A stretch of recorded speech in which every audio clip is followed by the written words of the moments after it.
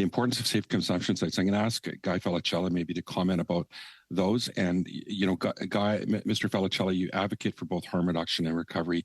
Can you talk about why that is so important? Yeah, most definitely. I mean, obviously, dead people don't recover. You also have a lot of people who don't struggle with an addiction that use substances.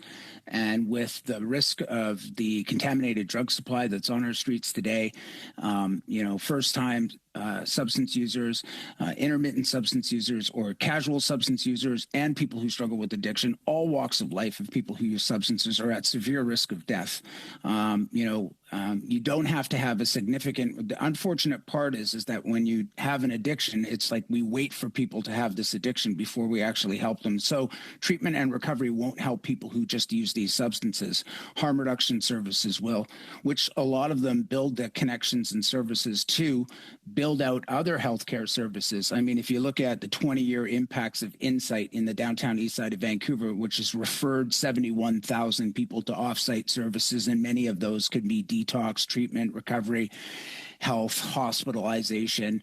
Harm reduction is really a big connection piece, similar to what Dr. Galau was speaking to build support, build the trust, build the non-judgment, compassionate relationship that's needed. And when somebody does make the leap, if you look at Insight, on the second floor, it has a detox floor. On the third floor, it has a transition floor. And I will say this, it wasn't recovery services that came to the downtown east side to get me out of there. It was harm reduction services that were giving me bus tickets, cab fares, to treatment facilities. And every time I left treatment, because it's a chronic relapsing condition, harm reduction welcomed me back, and I wouldn't be alive today without it. And so I'm a fierce advocate to understand that we need a full pathway, full continuum of care in this country that supports both harm reduction and recovery.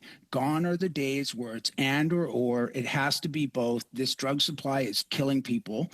And again, as well, like I said, not everybody who uses substances struggles with an addiction.